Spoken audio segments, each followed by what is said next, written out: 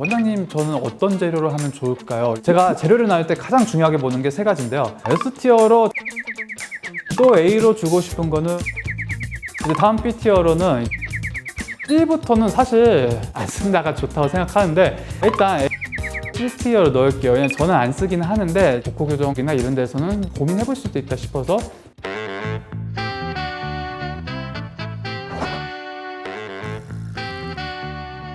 안녕하세요. 아름다움의 진심인 남자 성형천재 윤태경입니다. 코성형 상담하다 보면 진짜 많이 듣는 질문이 있어요. 원장님, 저는 어떤 재료로 하면 좋을까요? 요즘 상담 오시는 분들의 가장 1번 이슈가 아닐까 싶어요. 콧대에는 이제 뭐 실리콘부터 해서 자가진피, 뭐 인조진피, 고어텍스 이렇게 다양하게 있고, 코끝은 또 뭐 귀연골, 비중격, 뭐 자가늑연골, 환자분들 이미 공부를 해서 이런 게 있다는 거 이미 다들 아시고, 근데 이제 막상 뭐가 좋은지 또 내 코에 뭐가 맞는지 좀 많이 헷갈리실 수가 있어요. 특히 많이 공부하시는 분들은 사람이 이제 사실 너무 많은 정보에 노출이 되면은 자꾸 단점만 더 보이기 때문에 오히려 걱정들만 더 많이 하시게 돼요. 그래서 오늘은 제가 성형외과 전문의로서 이 실제 수술 경험을 바탕으로 이 재료별로 S등급부터 D등급까지 이 티어 리스트를 쭉 나눠서 한번 알려드리도록 해볼게요.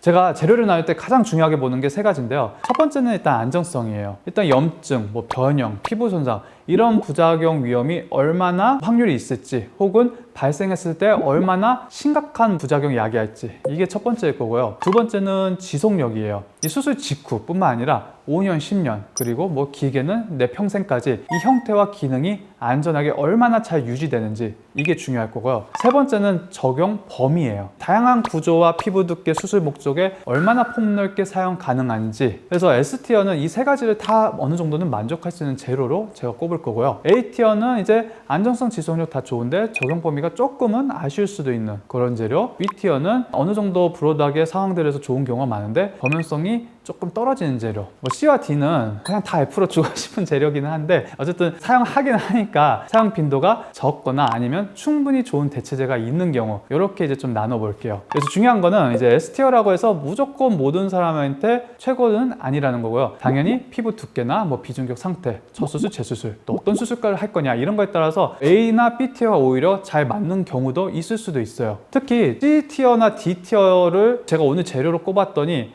나는 지금 수술 이미 그렇게 돼 있는데 나 재수술해야 되나, 큰일 나나, 너무 또 이렇게 오해하지는 마시고, 이거는 이제 앞으로 우리가 수술을 계획하는 분들한테 있어서 뭐 이러이러한 재료가 조금 더 점수가 좋을 수도 있다, 이런 어떤 가이드라인이라고 생각해 주셔야지, 오늘 제가 얘기하는 게 절대적인 순위표도 아니고 이 재료가 아니면 뭐 큰일 난다 이런 뜻도 아니고, 그리고 의사들마다도 방법들이 너무 많고 C티어, D티어 재료들도 아직도 사용하는 병원들도 분명히 있고, 그게 장점이 있기 때문에 사용하는 거기 때문에, 제가 사실 이거 이제서야 찍게 되는 이유도 괜히 이런 말 했다가 걱정만 많아질까봐. 실제로 상담 오시는 분들 중에 가끔 한 20년 전에 수술을 했는데 모양도 좋아요, 염증도 없어 하는데, 제가 어디서 L자 실리콘이 안 좋다는 얘기 들어서 이거 빼야 되나요? 이렇게 상담 오시는 분들 되게 많아요. 그래서 이런 분들한테 괜히 제가 걱정을 끼쳐드릴까봐 사실 이 주제를 그렇게 빨리 안 다룬 편이긴 한데, 그래서 오늘은 그냥 가이드라인 정도로 참고하시고 그냥 좀 가벼운 마음으로 들어주셨으면 하는 마음에서 부탁을 드리면서 이걸 시작해 볼게요. S티어로 저는 일단 첫 번째로 비중격을 꼽고 싶어요. 비중격은 일단 코 안에 있는 그 연골이고, 코 수술을 하는 김에 어차피 안에서 해결하기 때문에 추가적으로 어디선가 채취를 할 필요도 없어요. 그리고 강도도 어느 정도는 우수하고 흡수도 거의 안 되고, 물론 이제 양에 따라 차이가 있는데 이제 귀연골에 비해서 상대적으로 양도 좀 많이 나올 수 있다는 장점이 있어요. 그래서 보통 역할들도 뭐 다양해요. 이 코끝을 올리기 위한 지지대 역할로도 쓰이기도 하고, 코끝을 마감하는 이 모양을 좀 둥글게 내어주는 모양 용도로 쓰고, 어딘가 결손 부위가 있다, 혹은 뭐 비공 교정 때문에 여기 추가적으로 뭔가 연골을 따로 구분지어서 이식해야 된다, 이런 다양하게 여러 군데 그냥 쉽게 쓰일 수 있는 재료예요. 그래서 내 거니까 이제 안정적이고 강도도 어느 정도 있어서 지속력도 좋고, 범위도 콧대를 제외한 전 범위에 가능해서 다 소화가 되기 때문에 이거는 그냥 S등급으로 줘도 손색이 없어요. 그래서 실제로 코 수술을 하는 대부분의 원장님들도 이걸 1차적인 재료로 꼽을 거예요. 다만 이것도 당연히 만능 재료는 아닌 게 사람마다 양의 차이가 좀 많아요. 특히 동양권은 비중격이 아주 작은 경우도 있는데, 그래서 작은 연골을 억지로 지지대로 세우면 오히려 이 지지대 역할을 충분히 못하기 때문에 시간이 지나면서 처지거나 휠 수가 있어요. 그래서 양이 조금 변수가 될 수 있고, 또 이제 두 번째는 재수술 때 이미 비중격을 사용한 분을 이것도 재활용하려고 하면 되게 약해져 있어요, 그때는. 그래서 이거는 그냥 한 번 사용하면 지지대로서는 좀 끝, 이렇게 생각을 해주셔야 돼요. 그래서 비중격이 약할 걸로 예상이 되거나 CT를 찍어봤더니 양이 너무 적다, 혹은 재수술이라서 새로운 재료가 더 튼튼하게 더 올려야 된다, 이런 분들한테는 이제 늑연골이 대안책이 될 수 있어요. 그래서 늑연골도 마찬가지로 저는 S티어에다가 주고 싶고, 그래서 강도랑 양은 오히려 비중격보다 훨씬 충분해요. 그리고 아까 방금 얘기한 것처럼 재수술이라든지 더욱 튼튼하게 크게 올리겠다, 혹은 이제 드물긴 한데 콧대에다도 쓸 수 있는 그런 범용성까지 갖추고 있어요. 근데 이제 단점은 이게 너무 딱딱해요. 너무 딱딱해가지고 환자분들이 오히려 그걸 조금 싫어하는 분들도 있고, 이제 늑연골을 채취를 해야 되다 보니까 가슴 밑선이나 이 옆구리 쪽에 흉터를 낼 수밖에 없어요. 그래서 저는 굳이 S등급에서 나누자면은 약간 S- 느낌으로, 그래서 무조건 자가늑이 비중격을 앞설 만큼 1번 옵션까지는 아니고, 비중격이 양이 충분하다는 전제 하에서는 비중격을 좀 먼저 두고 싶고 그 아래에다가 늑연골을 두고 싶어요.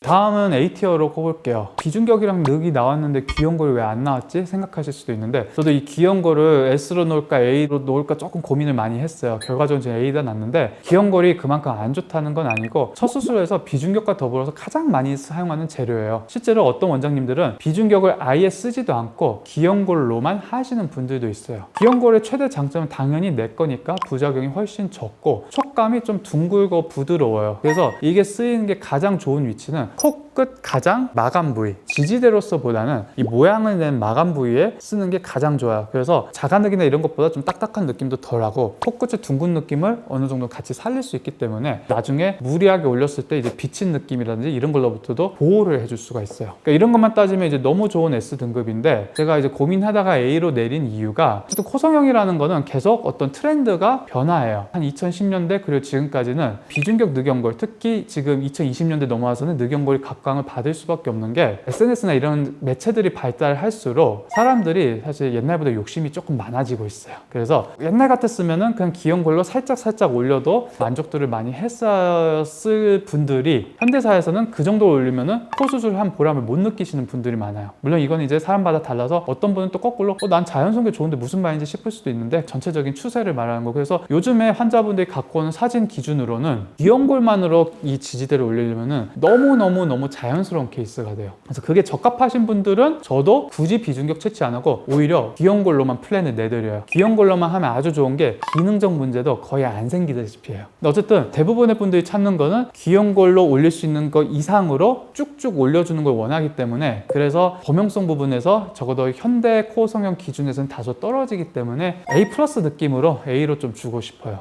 또 A로 주고 싶은 거는 이제 실리콘이에요. 어떻게 뭐 귀연골이랑 실리콘이 같은 등급일 수가 있지, 이렇게 생각하실 수도 있는데, 당연히 안정성 부분에서는 귀연골이 좋은 게 맞아요. 실리콘은 모두들 알다시피 이제 단점이, 코 성형에서 만약에 뭔가 염증이 일어났다, 그 1번 의심 부위는 실리콘인 건 맞아요. 그러니까 실리콘은 절대 안전하고 완전한 물질이다, 이렇게 저는 말씀드리고 싶진 않아요. 그럼에도 불구하고 A인 이유는 콧대가 참 이제 재료에 고민이 많아요. 이게 계속 역사라는 게 순환하는데, 한때 이제 실리콘이 있다가 뭐 한 90년대에 고어텍스라는 것도 등장했다가, 또 뭐 실리콘이랑 고어텍스의 장점을 합친 고어 실리콘 뭐 그런 이상한 이름들이 많은데, 어쨌든 그게 몇 년 잠깐 반짝했다가 돌고 돌아서 다시 실리콘이 왔어요. 물론 요즘에 이제 무브형물 코성형도 같이 유행을 하고 있는데, 아직까지는 1번이 실리콘인 이유가, 이제 나머지 재료를 설명드릴 때 그 재료들 단점을 다시 한번 자세하게 짚고 넘어가겠지만은, 실리콘은 방금 얘기한 그 단점 빼고는 너무 좋은 재료예요. 흡수되지도 않고 모양이 유지가 되기 때문에 이 지지대랑 이런 걸 충분하게 잘 견고하게 만들어줬다는 전제 하에서는 어떤 모양의 변형이 발생할 가능성이 아주 적고, 실리콘을 이제 코끝까지 사용하지 않고 콧대만 제한적으로 사용하면은 웬만하면 뭐 뚫고 나오거나 뭐 염증 생기거나 이런 일은 되게 적어요. 물론 이제 염증을 오시는 분들 이제 보면은 이제 실리콘 때문에 경우가 많은데, 저희 환자분들 같은 경우에는 이제 수술을 빠른 시간 내에 정교하게 정확하게 잘 하게 되면은 적어도 이제 조기 재교정을 일주일 안에 뭐 골마서 뺐다 이런 경우는 한 건도 발생하지 않았어요. 그래서 실리콘도 안전하게 정확하게 적합한 케이스에서 충분히 잘 사용하면은 현재 기준에서는 충분히 ATO를 줄 만큼 모양에 있어서는 좋은 재료라고 말씀을 드리고 싶어요. 그리고 이 실리콘도 그래도 걱정된다 그러면은 또 좋은 옵션이 있어요. A+라는 티어를 따로 둔다면 저는 맞춤형 보형물을 꼽고 싶어요. 이 맞춤형 보형물이라는 게 이노핏, 소핏, 핀미 우리나라에서 이렇게 세 가지 회사가 널리 알려져 있는데요. 이게 이제 본인 뼈대에 맞춰서 3D 프린팅 기법으로 그러니까 CT가 컴퓨터가 해석을 해가지고 딱 맞게 나온 거예요. 그러면 이게 실리콘보다 조금 더 좋은 이유가 기성 실리콘은 이제 의사가 열심히 이제 카빙도 하고 뼈도 깎고 해서 최대한 맞추는데 이거를 100% 밀착시키는 게 사실 불가능해요. 맞춤형 보형물은 그게 좀 더 밀착이 되다 보니까 이게 실리콘이 들뜨면서 생길 수 있는 부작용들 예를 들면 실리콘이 너무 들뜨게 되면 약간 경계가 비칠 수도 있고 혹은 옆으로 좀 휘어 보이게 돌아갈 수도 있고 아니면 최악의 경우에는 그 들뜬 공간으로 계속 만성적인 염증이나 캡슐이 쌓이면서 추후에 어떤 구축의 요인이 될 수도 있어요. 이 얘기 듣고 또 너무 걱정하지 마세요. 거의 안 생기는데 그럴 수도 있다. 아주 낮은 확률이지만 그런 얘기를 드리고 싶은데 그런 것들이 걱정되면 이게 딱 맞는 맞춤형 보형물이 지금의 실리콘을 좀 더 한계를 극복하는 좋은 방법이고 예를 들면 또 이런 경우 있어요. 아까 말씀드린 것처럼 요즘 환자들이 많이 올리는 걸 원해요. 그러면은 기성 실리콘에서는 이 적합한 모양이 없어서 실리콘을 덧대서 사용해야 되는 경우가 있어요. 맞춤형 보형물은 그런 것까지 감안해서 다 하나로 나오기 때문에 훨씬 안정적일 수가 있죠. 그래서 실리콘의 부작용, 그 실리콘 근본적인 재질의 부작용을 극복한 건 아니지만 어떤 구조적인 단점이 되고 그게 부작용이 이어질 수 있는 문제를 좀 더 보완하는 그런 개념으로 생각했기 때문에 그래도 실리콘에가 S는 줄 수는 없지만 A+라고 따로 주고 싶어요. 다음은 B티어로 갈게요. 일단 사람들이 이거 많이 기다렸을 거예요. 기증늑연골이 과연 어느 정도일까? 그래서 일단 B티어는 기증늑연골로 시작을 할게요. 자가늑이 내 연골을 채취하는 거라면 기증늑연골은 남의 연골을 남의 거니까 염증 생기면 안 되겠죠. 그래서 멸균화 시켜요. 그래서 뭐 방사선 처리하고 화학 처리해서 제품으로 나온 거예요. 그래서 면역 반응을 없앴기 때문에 환자들이 염증을 많이 걱정하는데 생각보다 염증은 잘 없어요. 제 환자도 마찬가지고 타 병원에서 수술했던 분들이 이제 재수술 상담 오신 분들 중에 구축코, 염증코 되게 많은데 실리콘 때문에 염증 나시고 실제 이미 곪고 계시는 분들 많이 봤어도 기증늑에서 염증 생기는 거는 없지는 않지만 되게 드물어요. 그래서 생각보다 염증에서는 되게 안정적이에요. 근데 이제 문제는 이제 염증보다는 이제 흡수가 실제로 검색하면 아마 많이 나오는 단어일 텐데 그게 이제 기증늑의 최대 부작용이라고 꼽고 싶어요. 흡수가 뭐냐면은 보통 이제 기증늑이나 자가늑은 기둥으로 많이 써요. 코끝에 올리는 기둥. 근데 이게 흡수가 되면은 강도가 좀 약해져요. 그래서 강도가 약해지면은 이게 점점 휘거나 점점 처지거나 내려앉거나 할 수 있는 가능성이 조금 더 생겨요. 기증늑 썼다가 무조건 그렇게 된다는 거 아니에요. 무조건 그렇게 되면 당연히 코 수술에서 지금 쓸 수는 없는데 실제로 많이들 쓰고 있고 다양한 병원들이 추천을 하고 있어요. 왜 추천을 하냐? 자가늑이 좋긴 한데 여기 흉터내기 싫어하는 분도 있을 수 있어요. 예를 들면은 작년에 제가 해외 비키니 모델을 수술한 적이 있는데 그분은 심지어 염증도 있고 해서 무조건 자가늑을 해야지만 하는 상황이었는데 그렇게 되면 자기 밥벌이 끊긴다, 직업 포기해야 된다 이렇게 돼가지고 염증의 가능성을 이제 다 인지를 하고 기증늑을 했어요. 물론 이제 다행히 1년이 넘도록 염증도 안 생겨 모양도 아주 만족하고 그분 코 보고 오시는 분들도 많은데 또 단점은 그냥 거부감이에요. 내게 아니다라는 것 때문에 거부감, 그것 때문에 아주 좋은 티어 드리기는 어려울 것 같아요. 근데 어쨌든 추가적인 채취 부담도 없고 그리고 강도도 비중격을 사용할 수 없는 분들한테 자가늑을 대신할 수 있는 아주 좋은 옵션이라는 것 때문에 저도 자가늑, 기증늑 둘 다 상담 때 같이 권하고 있을 정도로 저뿐만 아니라 많은 코 모양 유명한 병원들은 다들 기증늑은 쓰고 있고 그만큼 아직까지 현대의학에서는 자가늑을 쓸 게 아니라면 아주 좋은 대체제이기 때문에 B등급으로 드리고 싶어요. 근데 최근에 품자님께서 자기 코 성형의 어떤 스토리를 한번 쫙 풀어주셨는데 네 번째 수술에서는 기증늑으로 했다가 코가 휘어지는 현상 때문에 마지막에 자가늑으로 했다는 얘기를 들었는데 네. 이게 뭐 재료별로 차이가 있을 수 있나요? 좋은 질문이요. 환자분들도 많이 물어보시는 건데 제가 아까 흡수되면은 뭐 이렇게 휘거나 할 수가 있다고 말씀을 드렸잖아요. 그러니까 이게 기증늑이면은 흡수가 되면은 그럴 가능성 분명히 있는 건 맞아요. 그래서 그게 싫으면 이제 자가늑을 써야 되는데 공부 열심히 해오신 분들은 자가늑은 와핑 현상 때문에 또 휘지 않으라고 많이들 물어보세요. 이 자가늑의 단점은 와핑 현상이 있는 것이 맞긴 하고 근데 제가 아까 설명 안 드리고 그냥